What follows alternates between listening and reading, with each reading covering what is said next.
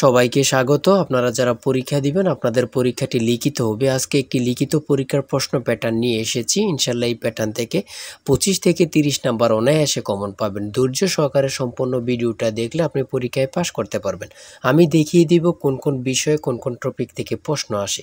লিখিত পরীক্ষায় অনেকেই ভয় পায়, এখানে ভয় পাওয়ার কোনো কারণ নেই।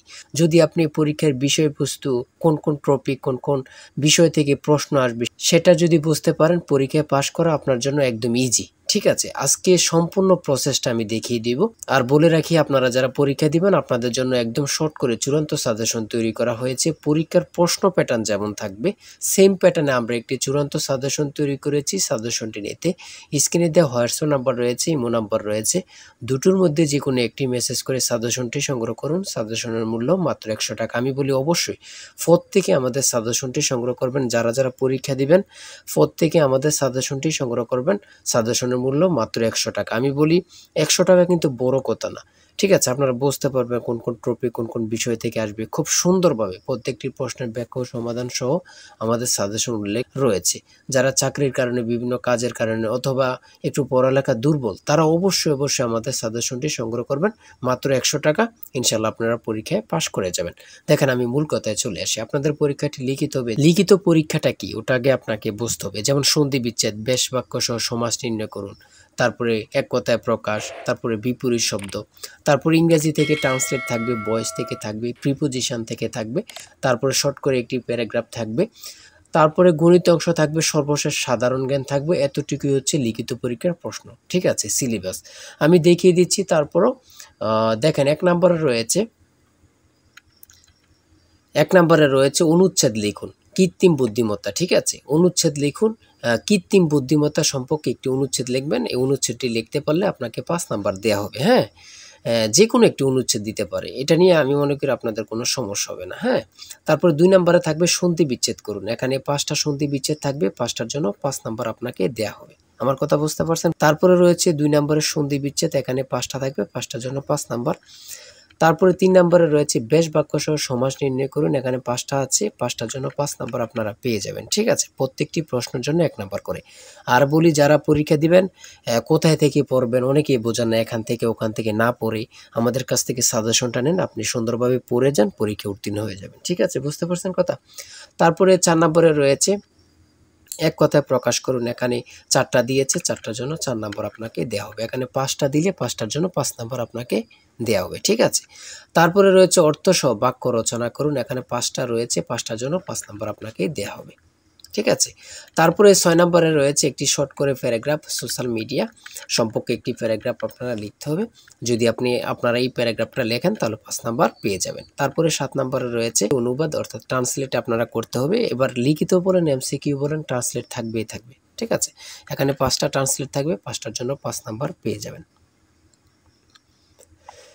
ওই দিক দিয়ে আছে একটা, এখান দিয়ে আছে 4টা, মোট 5টা ট্রান্সলেট থাকবে, প্রত্যেকটার জন্য 1 নাম্বার করে আপনাদেরকে দেয়া হবে।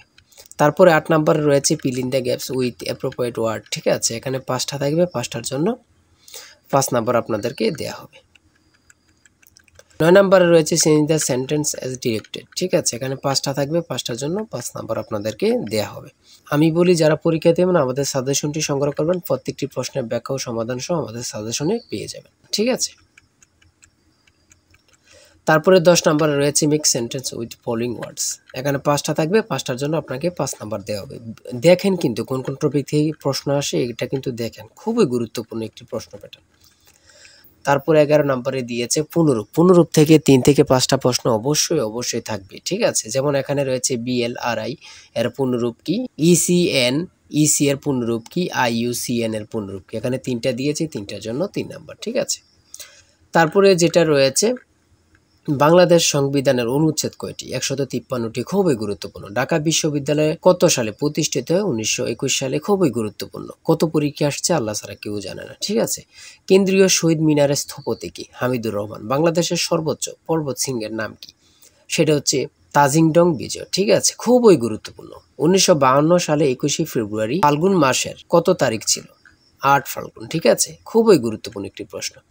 তারপরে রয়েছে 17 নম্বরে 3 বিঘা করিডোর কোন জেলা অবস্থিত? খুবই গুরুত্বপূর্ণ, লালমনিরহাট। অনেক চাকরি পরীক্ষায় এই প্রশ্নটি আসছে, ঠিক আছে। আন্তর্জাতিক নারী দিবস কত তারিখে অনুষ্ঠিত হয়? 8 মার্চ। 8ই মার্চ। আন্তর্জাতিক নারী দিবস কত তারিখে অনুষ্ঠিত হয়?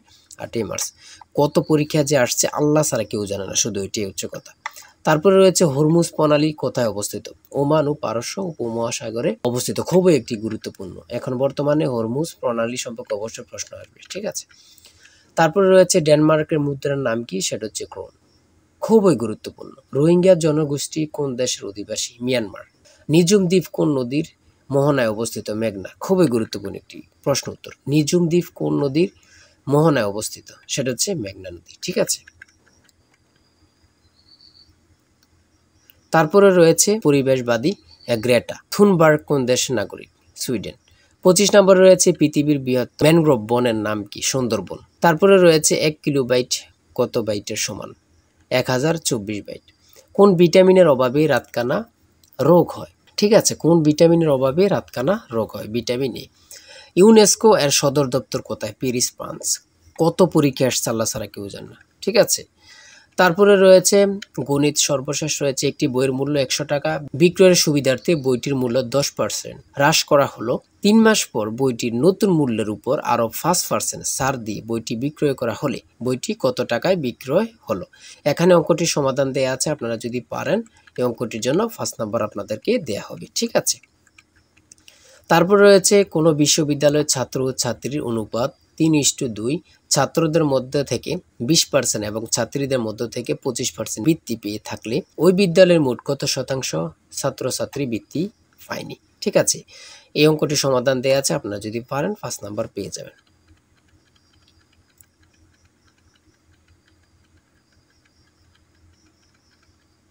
তারপরে রয়েছে 31 নম্বরে একটি গড়ের মেঝের দৈর্ঘ্য 4 মিটার এবং প্রস্থ 3.5 মিটার, গড়টির উচ্চতা 3 মিটার এবং দেয়ালগুলো 5.5 সেন্টিমিটার পুরু হলে 4 দেয়ালের আয়তন কত?